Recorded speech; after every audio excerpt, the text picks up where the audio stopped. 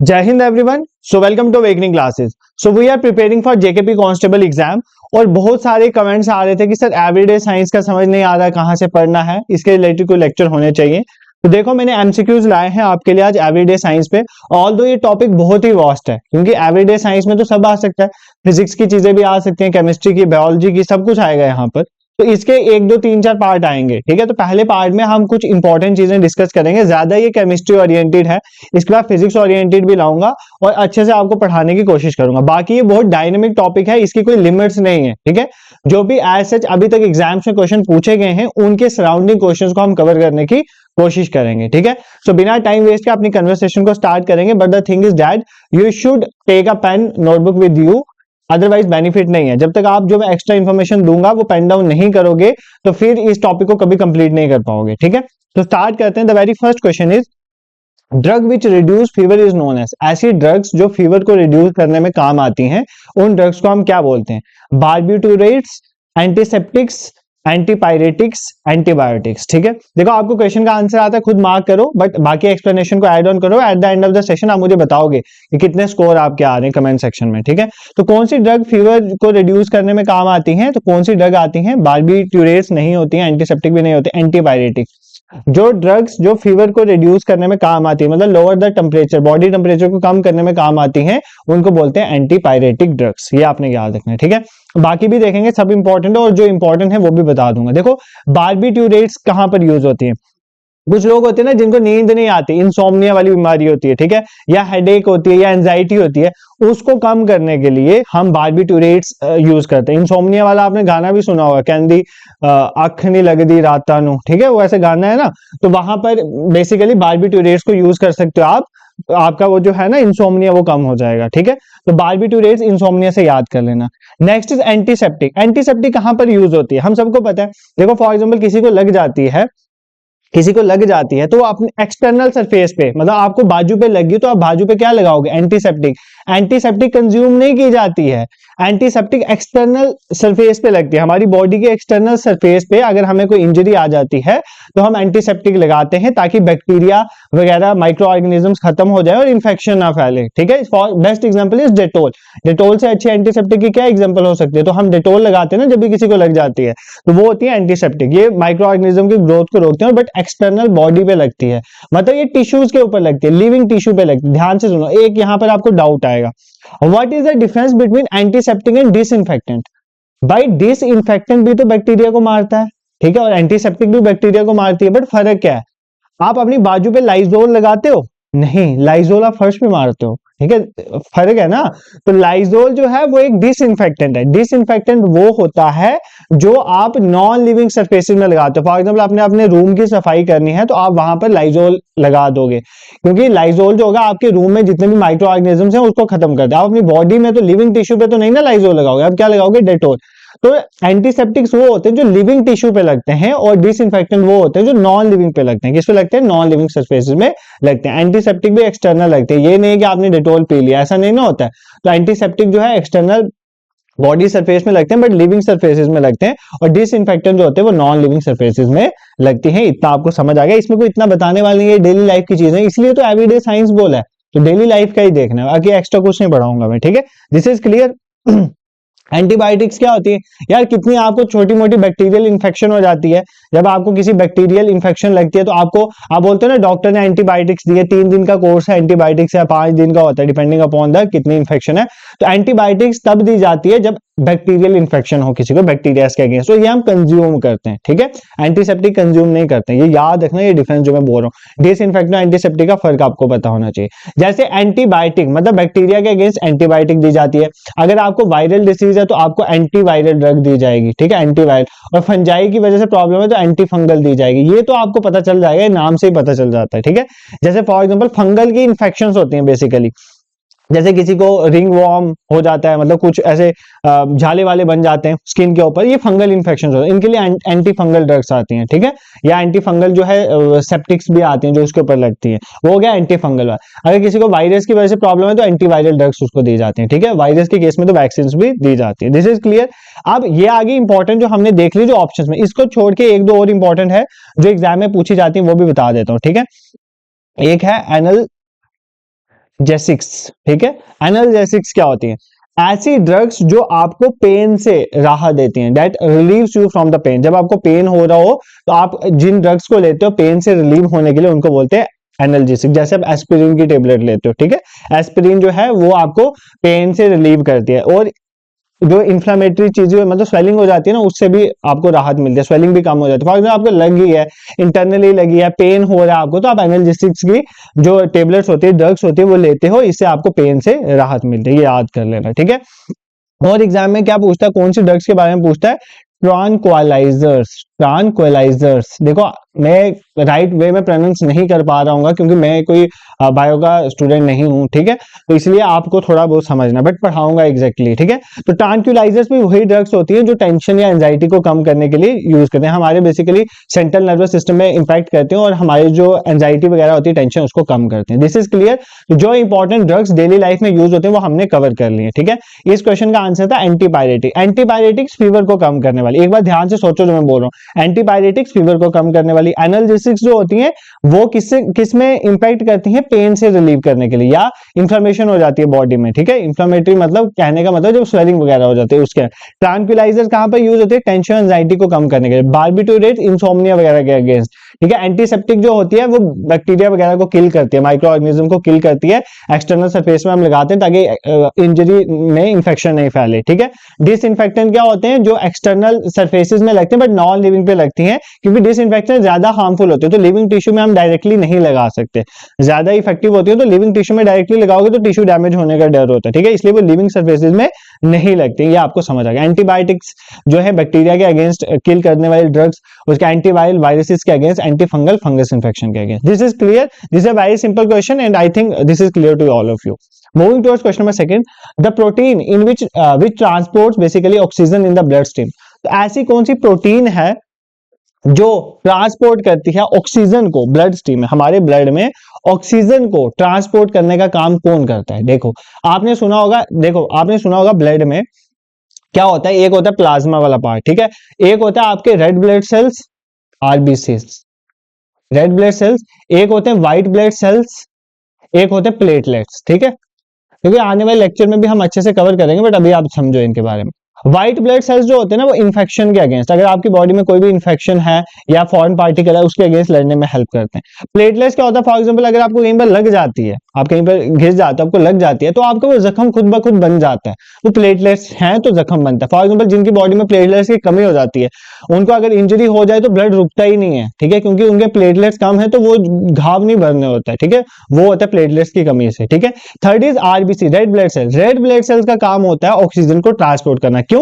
क्योंकि red blood cell में एक प्रोटीन होती है, that is known as haemoglobin, और इसी हीमोग्लोबिन जो प्रोटीन है इसका काम है ऑक्सीजन को ट्रांसपोर्ट करना इन द ब्लड स्ट्रीम। तो आपने ये याद करना है सबसे पहली बात, व्हाट इज हीमोग्लोबिन, अगर कोई पूछे, हीमोग्लोबिन इज अ प्रोटीन और इसका काम क्या है? ऑक्सीजन को ट्रांसपोर्ट करता है ब्लड स्ट्रीम में। This is clear. RBC, WBC, platelets भी आपको समझ आ गया होगा, आई होप, ठीक है। अब इंसुलिन यार बहुत बार पढ़ाया हुआ है, देखो इसके साथ मैं आपको एक और बात रिकमेंड करूंगा, अभी आपके नेक्स्ट लेक्चर तो आने हैं, ठीक है, नेक्स्ट लेक्चर आने, नो डाउट वो आने, बट जनरल साइंस की एक प्लेलिस्ट है, ढूंढना यार, स्टार्टिंग में मैंने पढ़ाया था, ये एक चीज मैं आपको हाईली रिकमेंड करूंगा। अभी कुछ बच्चे पूछते हैं ना कि मतलब सर ये पुरानी वीडियोस हैं, जो मैंने पुरानी वीडियोस भी प्लेलिस्ट में डाली हैं, भाई तुम्हारे लिए कुछ पुराना नहीं है, मेरा चैनल ही 1 साल पहले ही बना है, ठीक है, 1-1.5 साल का ही चैनल है, इससे पहले का नहीं है, तो पुराना कुछ नहीं है, और जो मैंने हर वीडियो बनाई है उसमें 100% एफर्ट डाला हुआ है। तो जो जनरल साइंस वाली प्लेलिस्ट है ना, उसमें जो ऐसे टॉपिक पढ़े हुए हैं ना, जैसे important chemistry lecture, important biology, important physics, वो करके जाना, वो डे टू डे के ही लेक्चर हैं, ठीक है। मैं आपको टेलीग्राम पे भी शेयर करवा दूंगा वापस, ठीक है, अपने टीम मेंबर को बोल के टेलीग्राम पे वापस शेयर करवा दूंगा, वो लेक्चर में मैंने ये सब पढ़ाया और ये इंपॉर्टेंट है, ठीक है। Back to the lecture. Insulin क्या है? इंसुलिन बेसिकली रेगुलेट करता है हमारी बॉडी में ब्लड में शुगर लेवल को, ठीक है। इंसुलिन देखो, अगर सपोज करो जिसे की शुगर की प्रॉब्लम होती है, उसको इंसुलिन के इंजेक्शन दिए जाते हैं, तो शुगर के लेवल को मेंटेन करने का, रेगुलेट करने का काम किसका होता है? इंसुलिन का होता है, ये आपने याद रखना है, ठीक है। एल्बुमिन, एल्बुमिन भी इंपॉर्टेंट है। क्यों इंपॉर्टेंट है? देखो इसका काम होता है, मतलब हमारी जो ब्लड वेसल्स है उनमें से फ्लूइड लीक ना हो जाए, मतलब ब्लड वेसल से बाहर ना हो जाए, ये इसको मेंटेन करता है। प्लस हमारे ब्लड का प्रेशर, जो ऑस्मोटिक प्रेशर, उसको रेगुलेट करता है, और बहुत सारे हार्मोन्स वगैरह को ट्रांसपोर्ट करने का भी काम करता है एल्बुमिन। ये इतना इंपॉर्टेंट नहीं है एग्जाम में पूछे जाने, बट हीमोग्लोबिन और इंसुलिन आपको याद रखना ही रखना है, ठीक है। This is clear. I hope यहां तक आपको कोई प्रॉब्लम नहीं होगी। Moving to next question, which of the following pairs of natural source of acid is not correctly match, not correctly match, इनमें से कौन सा करेक्टली मैच नहीं है। कहने का मतलब ये है कि जो टैमारिंड है उसमें ऑक्सैलिक एसिड होता है, विनेगर में एसिटिक एसिड होता है, कर्ड में लैक्टिक एसिड होता है, ऑरेंज में सिट्रिक एसिड होता है। इसमें से हमें बताना है कि इसमें नहीं होता है। मतलब ऑरेंज में सिट्रिक, खट्टी चीज में सिट्रिक एसिड होता है, ये सबको पता है, ऑरेंज में सिट्रिक एसिड होता है। आपका लेमन आ गया एग्जाम में तो उसमें भी सिट्रिक एसिड, ये स्टेटमेंट करेक्ट है। अब जैसे ये कर्ड वगैरह हो गया, इसमें लैक्टिक एसिड हो, क्यों, लैक्टोबैसिलस प्रेजेंट होता है, वो क्या करता है, मिल्क को कर्ड में कन्वर्ट करता है, एसिडिक बना देता है, तो इसमें कर्ड में लैक्टिक एसिड होता है, ये भी आपने याद रखना, this is also correct statement. Vinegar, सिरका जो है उसमें एसिडिक एसिड प्रेजेंट होता है, this is also correct statement, ये भी बिल्कुल करेक्ट स्टेटमेंट है। नेक्स्ट इज टैमारिंड में ऑक्सैलिक एसिड होता है, this is a wrong statement, ठीक है। तो बताओ टैमारिंड में क्या होता है, टैमारिंड में बेसिकली होता है टार्टरिक एसिड। कौन सा एसिड होता है, टार्टरिक एसिड। तो इस क्वेश्चन का आंसर ऑप्शन ए हो जाएगा, ठीक है। तो टैमारिंड में बेसिकली हल्दी में टार्टरिक एसिड होता है, ना कि oxalic acid, this is clear. Oxalic acid किस में होता है फिर, ऑक्सैलिक एसिड किस में होता है, ये भी एग्जाम में पूछा जा सकता है। ये क्वेश्चन बहुत बार एग्जाम में आया है, टोमेटो में, टोमेटो आपके टमाटर जी जो है ना, टोमेटो में बेसिकली क्या होता है, टोमेटो का स्पेलिंग देखो गलत हो गया, टोमेटो में बेसिकली कौन सा एसिड होता है, ऑक्सैलिक एसिड होता है, ये पॉइंट आपने याद रखना है, ठीक है। क्या इतने में काम बन जाएगा, बिल्कुल नहीं बनेगा सर, 2-3 तो एक्स्ट्रा पढ़ाएंगे, उसके बिना थोड़ी काम चलता है। एप्पल में पूछता है एग्जाम में, एप्पल में कौन सा एसिड होता है भाई, मैलिक एसिड, एप्पल में कौन सा एसिड होता है, मैलिक एसिड, ठीक है, ये याद कर लेना।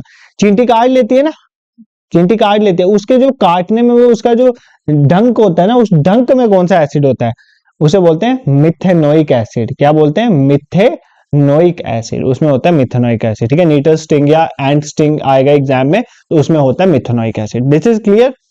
आई होप अब आपको कोई प्रॉब्लम नहीं होगी इस चीज में कि किसमें कौन सा एसिड है। टैमारिंड में टार्टरिक है, टोमेटो में ऑक्सैलिक है, वेरी इंपॉर्टेंट। विनेगर में एसिटिक एसिड है, कर्ड में लैक्टिक एसिड है, ऑरेंज में, लेमन में सिट्रिक एसिड है, एप्पल में मैलिक एसिड है, एंड स्टिंग, नीटल स्टिंग में मिथेनोइक एसिड है। This is very clear to you. I hope आपको इस क्वेश्चन में कोई दिक्कत नहीं होगी। नेक्स्ट क्वेश्चन पे मूव करते हैं। Which non metal is commonly used for disinfecting water, water को डिसइंफेक्ट करने के लिए, मतलब डिसइंफेक्ट मतलब बैक्टीरिया वगैरह को मारने के लिए किसका यूज करते हो, क्लोरीन, ब्रोमीन, आयोडीन या more than one of the above.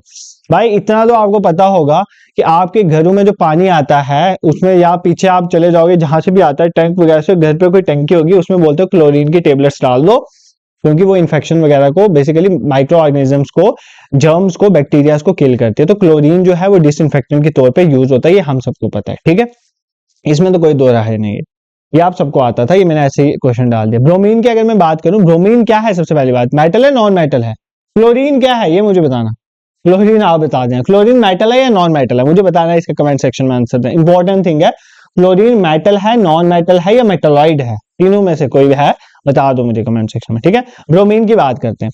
Bromine जो है basically, bromine is a non metal, bromine क्या है, नॉन मेटल, ठीक है, ब्रोमीन क्या है, एक नॉन मेटल है, पहली बात तो समझ आ गई, ब्रोमीन नॉन मेटल है।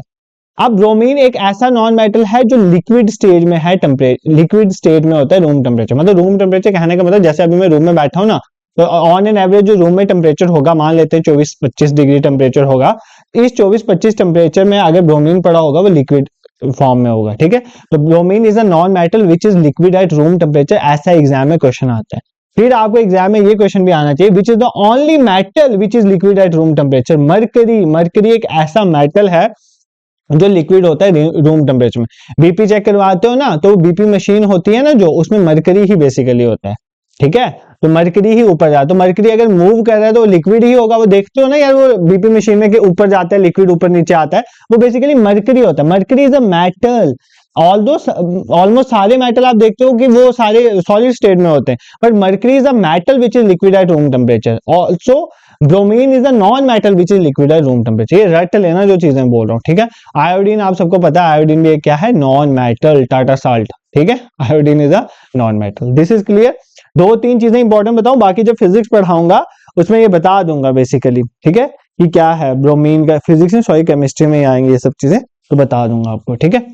नेक्स्ट देखो, milk of magnesia is used of, milk of magnesia basically बोलते हैं मैग्नीशियम हाइड्रोक्साइड, पहले तो ये क्लियर कर लो, ऐसे एग्जाम में क्वेश्चन आते हैं, which compound is known as milk of magnesia, magnesium hydroxide, ये उसका फॉर्मूला लिखा है मैग्नीशियम हाइड्रोक्साइड का, Mg stand for magnesium OH2 hydroxide के लिए यूज होगा यहाँ पे, ठीक है।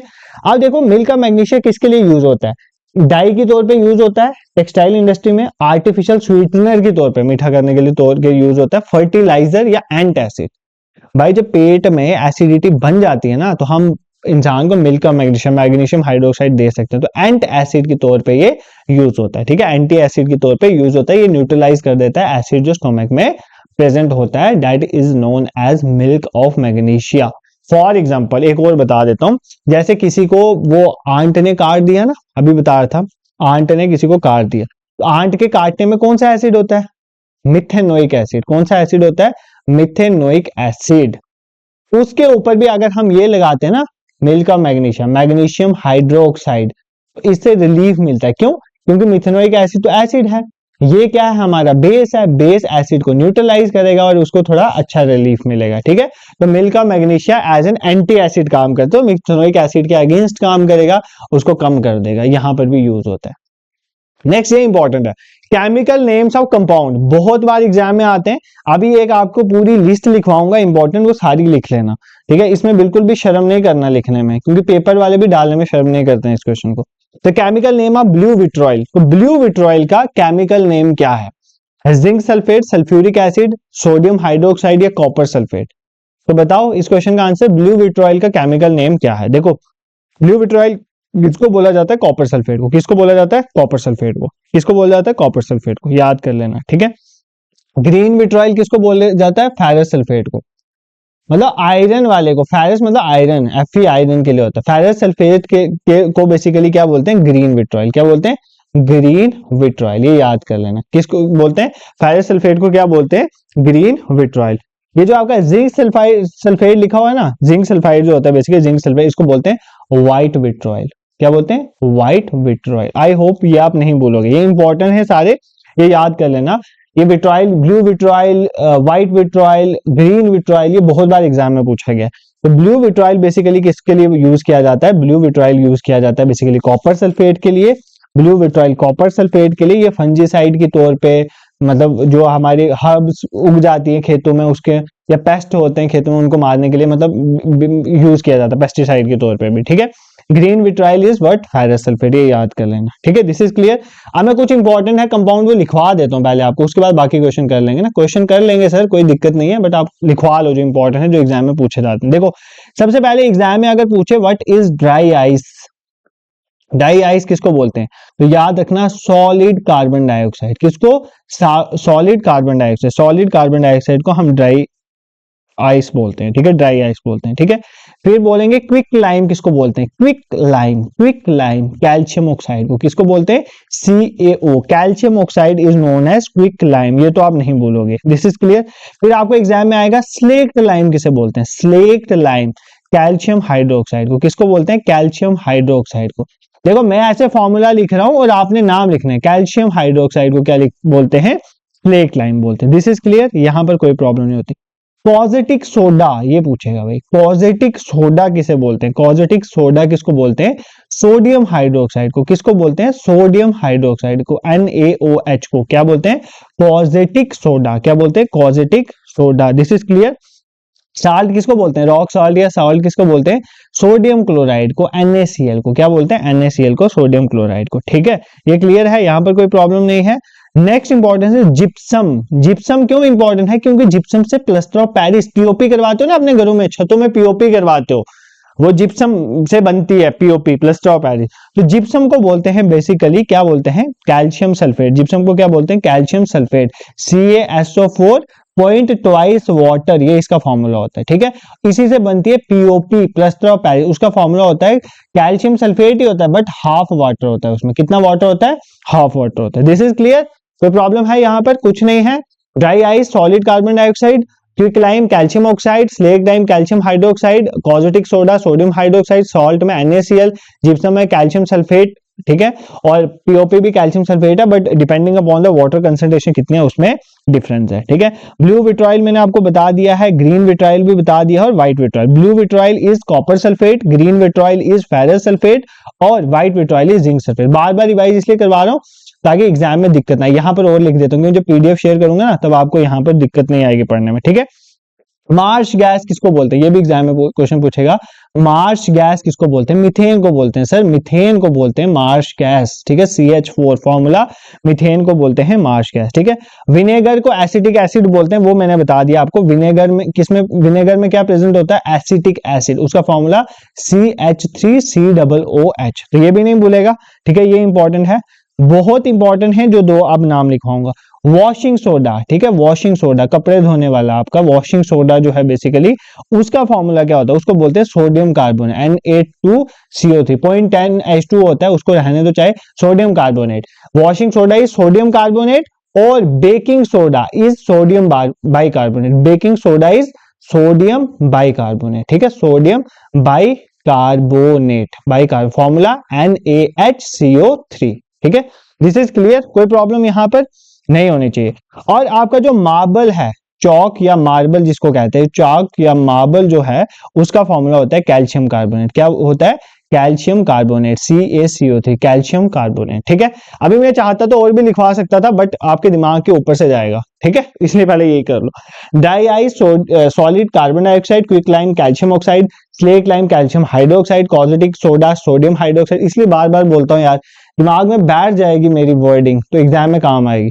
Salt NaCl, sodium chloride, gypsum calcium sulphate, marsh gas methane, vinegar acetic acid, उसके बाद आ गया हमारा washing soda sodium carbonate, baking soda sodium bicarbonate, chalk calcium carbonate, marble. Baking soda मुझे हमेशा याद आता है क्योंकि जब मेरा क्लास 10th का ना, सुन लो यार एक मिनट, मेरी भी बात सुन लो ना, पढ़ाता हूँ सुन भी लिया करो। क्लास 10th का एक बार मेरा जेके बोर्ड का वो चल रहा था, क्या बोलते हैं, वाइवा नहीं होता साइंस का, जो हमारा वाइवा होता था। मैं क्या, मेरे को उन्होंने बोला कि 2 क्वेश्चन जल्दी जल्दी पूछूंगा, आंसर दे देना, ठीक है। पहला पूछा वॉशिंग सोडा के बारे में, सोडियम कार्बोनेट बताया, फिर बोलते बेकिंग सोडा के बारे में, ठीक है, सोडियम बाइकार्बोनेट बताया।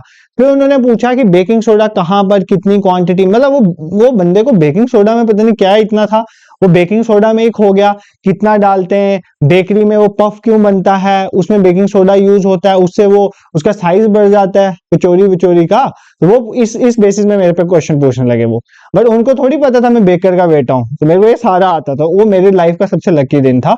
तो जो भी क्वेश्चन पूछा मुझे आता था। तो बेकिंग सोडा, तब से मेरे को ना जब भी बेकिंग सोडा आता है ना पढ़ाते वक्त, मेरे दिमाग में वही 10th का क्वेश्चन आ रहा होता है। I hope this is clear to you, यहाँ पर आपको कोई भी प्रॉब्लम नहीं होगी, ठीक है। ये क्वेश्चन नंबर 6 कर लिया था। क्वेश्चन नंबर 7 पे मूव करते हैं। आइडेंटिफाई द इनकरेक्ट स्टेटमेंट, हमें इनकरेक्ट स्टेटमेंट बतानी है यहाँ पर कौन सी है, ठीक है। पहली कहती है soaps are sodium or potassium salt of long chain fatty acids, the ionic end of soap interact with water, generally potassium soaps are soft to the skin then sodium soaps, both sodium and potassium soaps are effective in hard water. ये question आपके सिर पे गया होगा, सिर से पार, ठीक है, कुछ नहीं है, सिंपली समझाता हूँ। सोप जो बेसिकली होता है ना, सोप सोप अलग चीज है, डिटर्जेंट अलग चीज है, ठीक है। जो सोप होते हैं ना वो क्या है, बोल रहा है सोडियम या पोटेशियम सॉल्ट होते हैं लॉन्ग चेन फैटी एसिड। देखो लंबी सी चेन आती है फैटी एसिड की, ठीक है, CH15 CH ऐसे चलती चलती आती है और लास्ट में सोडियम लगा होता है या लास्ट में पोटेशियम लगा होता है। तो पहली स्टेटमेंट तो करेक्ट है कि सोप जो है सोडियम या पोटेशियम सॉल्ट है लॉन्ग चेन फैटी एसिड के, ठीक है, लास्ट पे सोडियम पोटेशियम लगा होता है और लॉन्ग चेन होती है फैटी एसिड, ये स्टेटमेंट करेक्ट है। कहते हैं कि आयनिक एंड जो है सोप का वो वाटर के साथ इंटरेक्ट है। बेसिकली होता पता है क्या, ध्यान से सुनो, ये जो सोप होता है इसके 2 पार्ट होते हैं, ये उसकी होती है टेल, ये उसकी हेड, ध्यान से सुनो, ये उसका होता है टेल, ये उसका होता है हेड। जो इसका टेल वाला पार्ट होता है ना, जो टेल वाला पार्ट होता है ये बेसिकली होता है नॉन आयनिक पार्ट, और ये हेड वाला पार्ट कौन सा होता है, आयनिक पार्ट। हेड वाला मान लेते हैं आयनिक पार्ट होता है। ये आयनिक पार्ट जो होता है ना, ये हाइड्रोफिलिक होता है। हाइड्रोफिलिक कहने का मतलब, फिलिक का मतलब होता है लव, फिलिक का मतलब क्या होता है, प्यार। सर प्यार की बातें नहीं करनी है तो करेंगे। हाइड्रोफिलिक मतलब इसका जो हेड वाला पार्ट है ना, तो वो हाइड्रोफिलिक मतलब वाटर को अट्रैक्ट करता है। क्या करता है, वाटर को प्यार करता है, वाटर को अट्रैक्ट करता है, मतलब ये पानी में घुलता है। और ये जो टेल वाला पार्ट है ना, ये हाइड्रोफोबिक होता है, मतलब इसको पानी से एलर्जी है। फोबिक होता है खतरा, तो इसका पानी से डर है, तो पानी से इसको एलर्जी है, तो ये पानी में नहीं घुलता। तो ये किस में घुलता है, जो आपके कपड़े की मैल है उसमें घुलता है, ठीक है, तो हाइड्रोफोबिक। तो ये यही कह रहा है कि आयनिक एंड, आयनिक एंड क्या होता है, इंटरेक्ट करता है वाटर का, तो बिल्कुल करेक्ट है ना, तो मैंने अभी तो बताया। आयनिक एंड मतलब सोडियम वाला, तो सोडियम वाला जो है हाइड्रोफिलिक है, तो हाइड्रोफिलिक कहने का मतलब पानी के साथ अट्रैक्ट करेगा। तो बाकी टेल वाला पार्ट होगा, मतलब बाकी ये जो बचा हुआ जो फैटी एसिड वाला पार्ट है, ये किस में घुलता है, ये मैल को अट्रैक्ट करता है, ठीक है, ये उसके साथ इंटरेक्ट करता है। This statement also clear. Generally potassium salt जो है सॉफ्ट होते हैं, देन सोडियम सॉल्ट, ये भी करेक्ट है।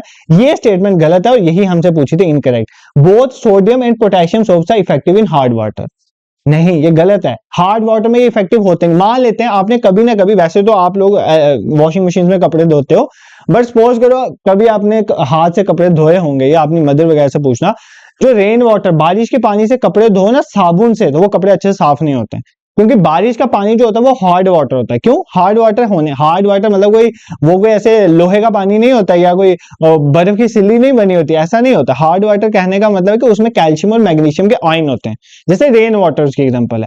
अब उन जो रेन वाटर जिसमें कैल्शियम और मैग्नीशियम के आयन होते हैं ना, उस पे सोप जो है अच्छे से काम नहीं करता है, मतलब उसमें सोडियम और पोटेशियम के जो सोप्स हैं ना, ये वाले जो सोप्स हम पढ़ रहा हूँ, ये उसको अच्छे से नहीं धुलते हैं।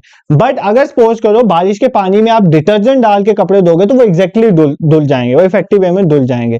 तो यही कह रहा है कि sodium and potassium soaps are effective in hard water, ये गलत स्टेटमेंट है और इनकरेक्टली पूछा था, यही आंसर है। क्योंकि पोटेश जो सोप्स होते हैं ना यार, वो देसी साबुन नहीं होता जो, ठीक है, तोलमा साबुन जिसे कहते हो, निरोल, राज, ऐसी आती हैं चाकियां, तो वो अगर आप साबुन लेके जाओ और एक बारिश का पानी से वो धोगे ना अगर कपड़े, तो वो कपड़े नहीं धुलते हैं अच्छे से। बट अगर डिटर्जेंट में धो लोगे तो वो धुल जाएंगे। ठीक है, दिस इज क्लियर। तो ये मैंने आपको पढ़ा दिया, बिल्कुल देसी लैंग्वेज में समझा दिया। अगर अभी भी नहीं समझ आएगा तो फिर मुश्किल है। ठीक है, ये ऐसे ही समझाए जाते हैं साइंस वाले टॉपिक। नेक्स्ट देखो, विच of the following is used for ripening fruit. अगर कोई फ्रूट है वो जो पकता है ना, वो फ्रूट को पकाने में कौन से हार्मोन का काम होता है? ये बेसिकली हार्मोन्स हैं। कौन सा हार्मोन है ऐसा, प्लांट हार्मोन है, जो प्लांट के फ्रूट को पकने में हेल्प करता है? इथाइलिन, मीथेन, क्लोरीन गैस या आइसोप्रोपाइल अल्कोहल। देखो इसके बाद दो ही क्वेश्चन आते हैं, तो ऐसे मतलब थक मत जाना, अच्छे से कंसंट्रेट सुनना। मैं अगर इफेक्टिव पढ़ा रहा हूं तुम्हें भी इफेक्टिव सुनना है। तो कौन सा ऐसा प्लांट हार्मोन है जो फ्रूट को राइपन होने में हेल्प करता है? इथाइलिन। ठीक है, देखो 5 प्लांट हार्मोन हमने अच्छे से पढ़ने। एक होता है ऑक्सिन, जो ग्रोथ में हेल्प करते हैं, ऑक्सिन एक हो गया। दूसरा साइटोकिनिन्स, पहले नाम ही लिख लेते हैं, साइटोकिनिन्स। एग्जाम में आ जाए ये क्या होता है, ये प्लांट हार्मोन, इतना तो पता ही होना चाहिए ना। गाइबरलिंस, जाइबरलिंस भी बोलते हैं, गाइबरलिंस भी बोलते हैं। Abscisic acid, abscisic acid, abscisic acid. ठीक है, और लास्ट आपका इथाइलिन मैंने आपको बता दिया। ठीक है, इथाइलिन सर देखो इनमें से ये वाला जो है ना एब्साइसिक, ये प्लांट की ग्रोथ को रोकता है। जो प्लांट के पत्ते झड़ के गिरते हैं ना, जो लीव्स गिरते हैं, पत्ते झड़ के गिरते हैं, या प्लांट और सीड्स भर नहीं पाते हैं, वो सारा एब्साइसिक एसिड की वजह से होता है। ठीक है, ये याद कर लेना, इसकी वजह से ही पत्ते गिरते हैं। इथाइलिन तो मैंने आपको बता दिया, इथाइलिन का क्या काम होता है, ये फ्रूट की राइपनिंग में हेल्प करता है। ठीक है, फ्रूट को पकने में हेल्प करता है। ऑक्सिन पता है क्या, देखो ऑक्सिन जो होता है ये सेल की ग्रोथ को बढ़ाता है। देखो यूजुअली जो प्लांट की टिप होती है ना, वहां पर होता है, और ये प्लांट ग्रो करता है, टिप से ग्रो करता है ना प्लांट, वो ऑक्सिन की वजह से होता है। साइटोकिनिन जो होता है ना, वो बेसिकली ये भी ग्रोथ में ही हेल्प करता है। ये तना, जो प्लांट का तना होता है ना, बीच वाला स्टेम वाला पोर्शन, वो जो बढ़ता है ना, उसकी गिर्थ बढ़ती है, वो साइटोकिनिन की वजह से होती है। ठीक है, और गाइबरलिन्स पता है क्या काम करता है? फॉर एग्जांपल आप एक सीड लगाते हो, जब आपने सीड लगाया, प्लांट लगाने के लिए एक सीड ही लगाते हो, वो सीड फटता है और उसमें से प्लांट निकलता है ना, वो गाइबरलिन्स की वजह से होता है। दिस इज क्लियर, बिल्कुल सिंपल वे में बता दिया, इससे सिंपल और कुछ नहीं हो सकता। ऑक्सिन प्लांट की टिप में होता है और प्लांट की ग्रोथ में हेल्प करता है। ठीक है, रिस्पॉन्स टू लाइट के रिस्पॉन्स में भी यही इंपैक्ट करता है। साइटोकिनिन जो होता है सेल डिवीजन को भी प्रमोट करता है और लेटरल ग्रोथ जो है उसको प्रमोट करता है। गाइबरलिन्स जो होता है बेसिकली जो है, जो सीड में डॉर्मेंसी होती है, जो खुलता नहीं है, उसको तोड़ने में हेल्प करता है, और उसकी वजह से बर्ड्स निकलते हैं और प्लांट बनता है। उसका एब्सिसिक एसिड जो है बेसिकली ये प्लांट के गिरने में हेल्प करता है, प्लांट नहीं सॉरी लीव्स के गिरने में। ठीक है, ये रोकता है बेसिकली प्लांट की ग्रोथ को। इथाइलिन जो है ये फ्रूट की राइपनिंग में हेल्प करता है। This is all about your plant harm. Moving towards next question, these are very simple question, जो बाकी 2 बच गए, 2 मिनट में कर लेंगे। ठीक है, आपका क्वेश्चन क्या आता है? Iodine test. आयोडीन टेस्ट की बात करें, आयोडीन टेस्ट जो है वो किसकी प्रेजेंस को चेक करने के लिए यूज किया जाता है? आयोडीन टेस्ट क्यों करते हैं? ठीक है, कोलेस्ट्रॉल की कोलेस्ट्रॉल है या नहीं है, फैट्स है या नहीं, प्रोटीन या कार्ब। देखो आयोडीन टेस्ट करते हैं बेसिकली स्टार्च को पता करने के लिए कि स्टार्च है या नहीं। अब आप बोलोगे सर ऑप्शन में स्टार्च नहीं है, तो स्टार्च क्या होता है? कम्प्लेक्स कार्बोहाइड्रेट को ही स्टार्च बोलते हैं। कम्प्लेक्स कार्बोहाइड्रेट को ही स्टार्च बोलते हैं, कार्बोहाइड्रेट को ही स्टार्च बोलते हैं। तो इसका आंसर कार्बोहाइड्रेट ही था। ठीक है, तो ऐसे भी आ सकता है आयोडीन टेस्ट किसके लिए यूज करते हैं? स्टार्च की प्रेजेंस को चेक करने के लिए, ये भी याद कर लें। ठीक है, ब्यूरेट टेस्ट प्रोटीन के लिए, ये तो बहुत बार एग्जाम में आया है। ब्यूरेट टेस्ट जो है ये किसके लिए यूज होता है? प्रोटीन की प्रेजेंस को चेक करने के लिए। फैट्स के लिए हब्बल टेस्ट बता देता हूँ, पूछा जाए ना पूछा जाए मुझे नहीं पता, बट ब्यूरेट टेस्ट याद कर लेना प्रोटीन के लिए। This is clear. And the last question for today's lecture, this is not the last question of everyday science, इसके तो लेक्चर आएंगे अभी, ठीक है। आप मुझे कमेंट सेक्शन में बताना कैसा लगा, उसके बाद इस पे लेक्चर लाऊंगा और जो डिमांड से आप लिखो, देखो जो आप लिखते हो मैं डाल देता हूँ। अब मुझे इसके बाद सर्च इंजन दिख रहा है, बहुत ज्यादा कमेंट्स आ रहे हैं, तो मैं सर्च इंजन पे भी ले आऊंगा, ठीक है। किसी ने मुझे 2-3 पर्सनली मैसेज भी करते सर्च इंजन के, तो मैं सर्च इंजन ले आऊंगा। और ये मुझे दिखा एवरीडे साइंस भरी हुई थी कमेंट सेक्शन, तो एवरीडे साइंस पे लेक्चर आप मुझे बताओगे तो मुझे पता चलेगा कहां पर कमी आ रही है, तो आपकी सारी कमी मैं दूर कर दूंगा, ठीक है। And the last question is the main constituent of biogas and CNG.